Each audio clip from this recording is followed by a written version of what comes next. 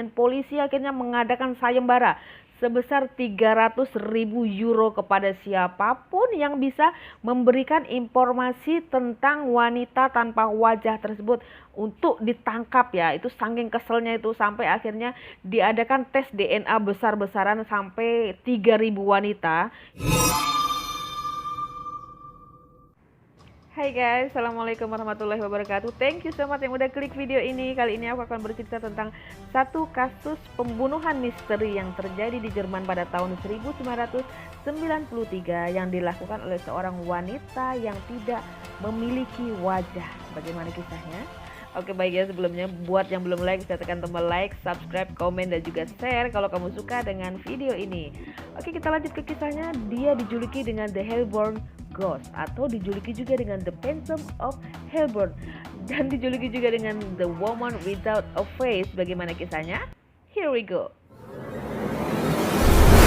Oke, jadi The Phantom of Hellborn atau dikenal juga dengan Woman Without Face kala itu di tahun 1993 betul-betul membungkam penegak hukum yang ada di Jerman karena DNA dari wanita tersebut, kita sebutnya wanita ya, wanita tersebut ditemukan di hampir semua tempat kejadian perkara di mana ada pembunuhan, perampokan, penculikan, bahkan penodongan senjata tajam.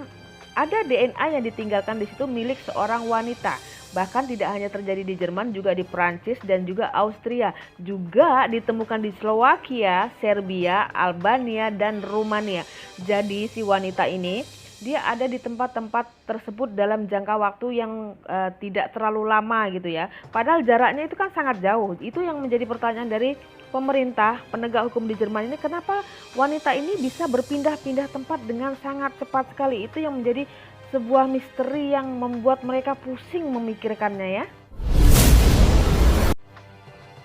Oke, jadi pembunuhan pertama yang dilakukan oleh The Phantom of Hellborn terjadi di kota Ida Oberstein, Jerman pada Mei 1993 terhadap seorang pensiunan berusia 63 tahun yang bernama Liselotte Klinger. Dan ketika dia sedang merangkai bunga, dia dicekik hingga meninggal menggunakan kawat yang dia pakai untuk merangkai bunga itu diikatkan ke lehernya sehingga dia meninggal dunia.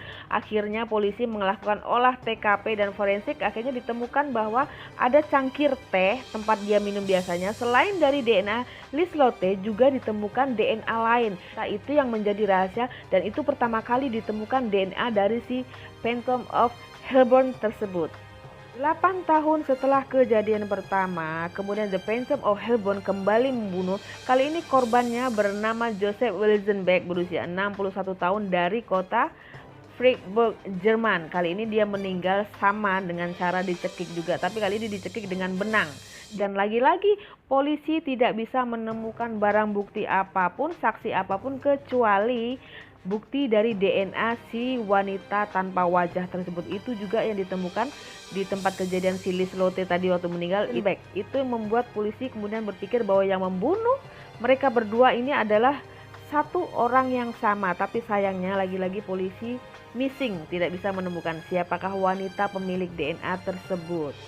Dan setelah dua kali kasus pembunuhan sebelumnya, DNA dari wanita misterius ini kemudian ditemukan di mana-mana di tempat terjadinya tindakan kriminal.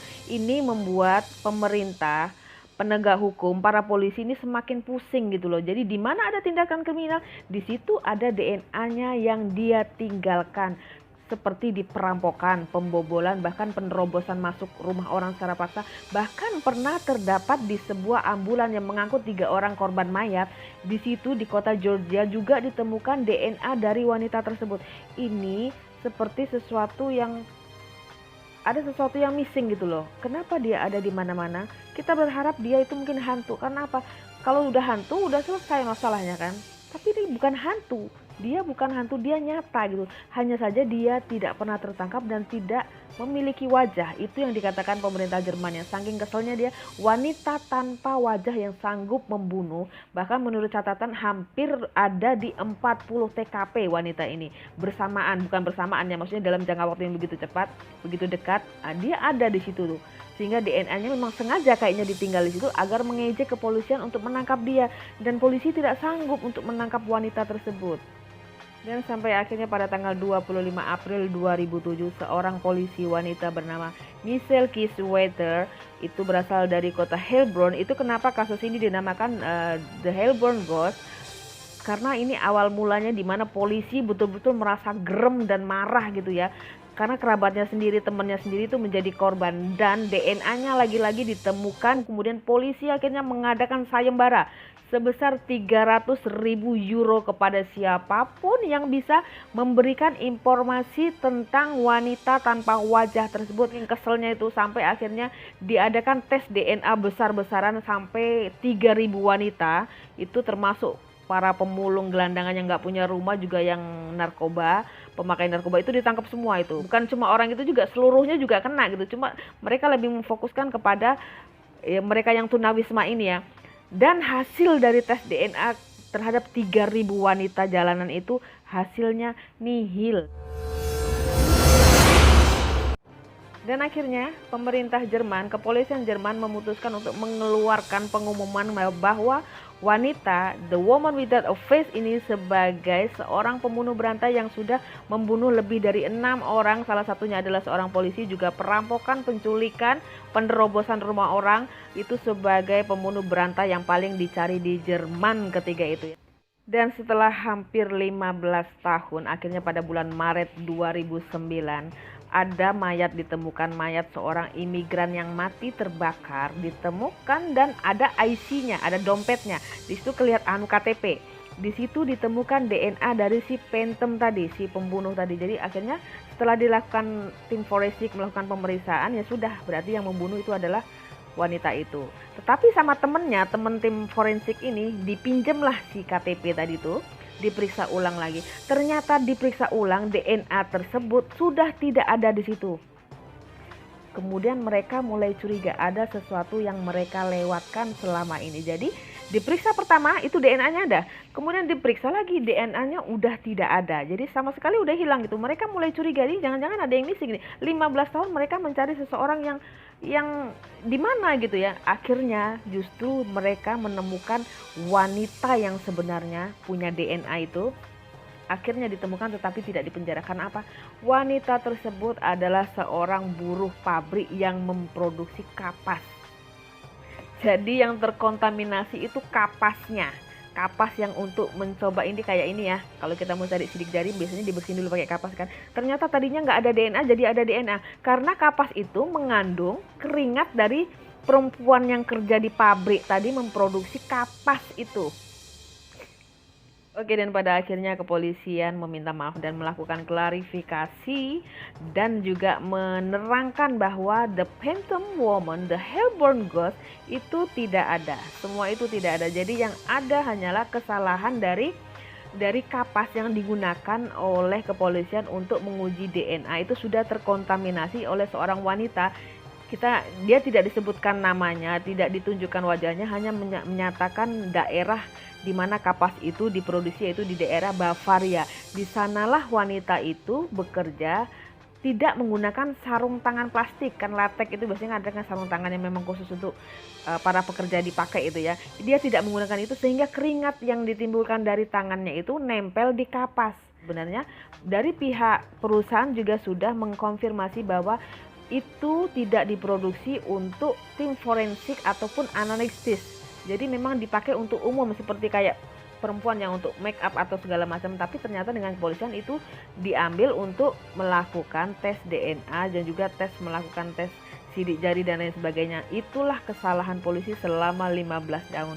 Jadi kisah ini juga unik, juga lucu, juga agak nyeremin pertamanya gitu. Karena mereka bingung, DNA-nya ketemu di mana-mana. Oke, terlepas dari semua masalah itu, kita kembalikan kepada diri kita masing-masing. Jadi masalah sekarang dari 6 orang yang pembunuhan terjadi itu, tidak satupun pembunuhnya ditangkap. Itu yang juga menjadi tanda tanya. Apakah ini hanyalah permainan polisi untuk agar kasus ini ditutup atau bagaimana, aku nggak tahu. Tapi juga itu kurang masuk akal aja ya. Karena selama 15 tahun kita mencari sesuatu yang seharusnya tuh, kalau menurut aku seharusnya orang udah curiga ya. Karena dalam waktu yang sangat pendek, ditemukan DNA yang sama, kan nggak mungkin orang berada di dua kejadian yang sama membunuh, itu kan tidak mungkin. Apakah ada permainan di balik itu atau tidak, itu tidak tahu, karena sampai sekarang pun wanita yang katanya tanpa sarung tangan itu juga tidak ditunjukkan wajahnya, siapa dia atau segala macam, tidak transparan gitu ya. Jadi tetap kasus ini menjadi sesuatu yang misteri sebenarnya kalau menurut aku. Kalau menurut kalian semua kayak gimana, komen aja yang mau komen ya. Kalau aku pribadi nganggapnya ini ada sesuatu yang dipermainkan ya, karena selama 15 tahun itu bukan waktu yang sedikit. Itunya polisi tuh harus bisa lebih peka, itu pasti ada something wrong with this, tapi mereka tidak berpikir di situ, mereka fokus dengan mencari wanita yang tidak ada ya sebenarnya. Oke, kasusnya hari ini seperti itu, mudah-mudahan kalian senang dengarnya. Aku juga agak greget-greget gimana gitu ya, wanita tanpa wajah, wanita tanpa wajah. Aku bayanginnya udah serem, ternyata emang serem beneran. Thank you semuanya yang udah nonton video ini. Yang belum like bisa tekan tombol like, subscribe, dan juga komen, share kalau kamu suka. Sampai ketemu di next episode. Jaga diri kalian semuanya baik-baik. See you, bye-bye. Assalamualaikum warahmatullahi wabarakatuh.